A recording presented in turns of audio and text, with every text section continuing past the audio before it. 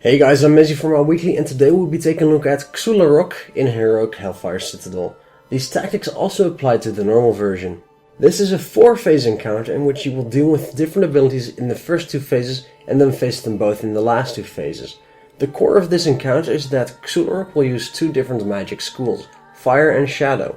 If you get hit by a fire spell, you will get a 20-second debuff. If you get hit by a shadow spell in those 20 seconds, you will explode, dealing a large amount of damage to anyone within 20 yards, including yourself. The same will apply for if you get hit by a shadow spell, but then you can't be hit by a fire spell. When you cause an explosion, you will also increase your damage taken by the next explosion by 100% for 1 minute. Now, different spells will create moving patches of fire and shadow on the ground in this fight. Standing in fire will give you a stacking fire dot, and standing in shadow will give you a stacking shadow dot. When the patches of fire and shadow touch each other, they will explode for the same amount to anyone standing nearby. This will also increase their damage taken by the explosion by 100% for 1 minute again. This detail is important because you'll want to force some explosions as they clear up the fire where the explosion occurs. So with the environmental mechanics out of the way, let's talk Phase 1. In Phase 1, Xhul'haroc will use Fell Strike on the tank, dealing a big amount of fire damage to them. Meanwhile, he will put a Fell Surge debuff on random players. After 5 seconds, the debuff will expire, leaving patches of fire underneath those players. So to deal with this in Phase 1, you will want to use one side of the room, and if you get the debuff, move to the edges of the room, so that the fire can stay out of the way for as long as possible. You will also have to deal with adds in this phase. There will be a mini-boss called Vanguard Achillean.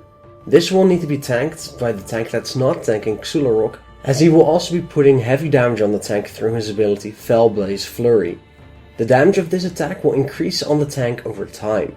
This means that a tank swap will be required after the Fellblaze Flurry ends. Achillean's second ability is Chains of Fel.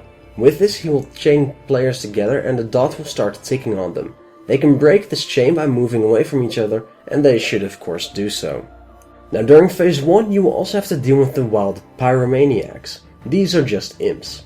They will start casting Fel Orbs, which will throw balls of fire into the environment. If they hit the ground, patches of fire will spawn from this. However, if you get hit by the fireball instead, the fire will not spawn, but you get a stacking dot for 15 seconds.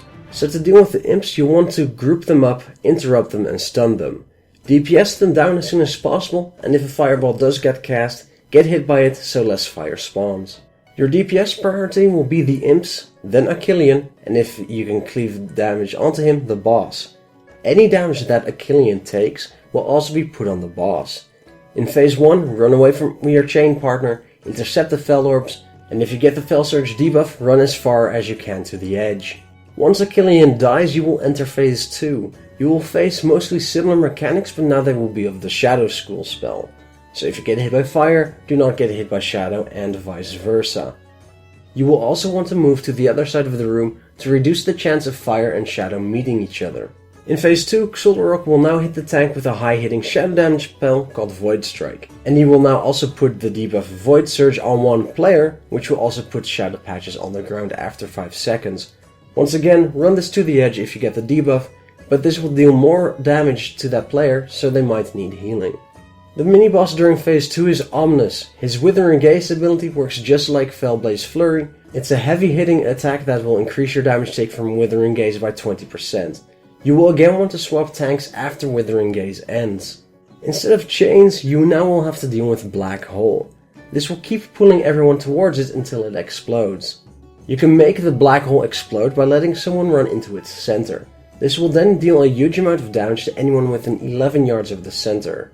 So choose a group of 4 to 5 players to take care of the black holes each time.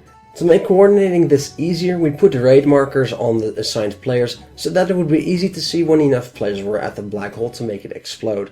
Any extra people soaking the explosion because they were close are just a bonus to spread the damage more. In addition to the imps, you will now also have to deal with the unstable Void Fiends. These will teleport to the nearest player, dealing a moderate amount of shadow damage. You will see a small purple swirl on the ground where they are going to teleport to, so you can get out of the way without being hit. If someone gets hit by it, a patch of shadow will also be put on the ground, so you will want to dodge this at all costs. In Phase 2, prioritize killing the imps, then the Void Fiends and then Omnis. Assign multiple people to close the black holes, and if you get Void Surge, move it out of the raid to the edge of the room. In phase 2 you will also want to start using explosions to your advantage to clear up the fire on the other side of the room. The green and purple flames will expand over time, so you want to clear up as much as possible. We had multiple people get hit by shadow damage on purpose. Run over to the green side of the room, clear up the fire and let the explosions occur. You will also need to continue doing this in phase 3 as well, because it will get quite hectic. We put up additional markers in the encounter area so that it was easier to call out where to clean up the shadow or fire, so that anyone else near it could get out of the way. Once Omnis dies, you will enter phase 3, and in this phase Xhul'haroc will use both spell schools and all spells from the previous phases. If you get Fel Surge, move to the fire side. If you get Void Surge, move to the shadow side. Keep taking care of ads and move the boss to where there isn't any fire.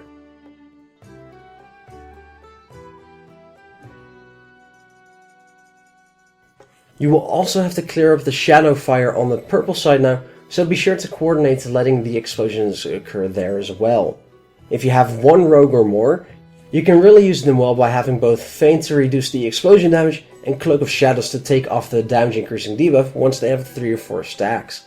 This will mean that you don't have to have a lot of people clearing up the fire, which helps the general coordination.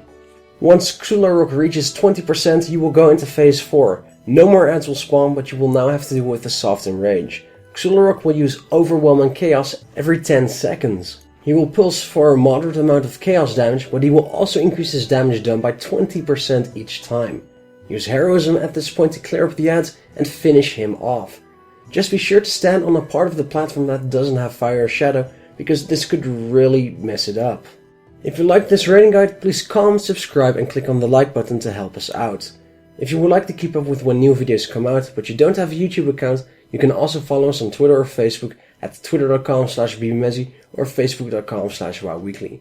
Also be sure to check out our written content on our website wowweekly.net. For now, I'm Mezzy, and I'll see you again next time.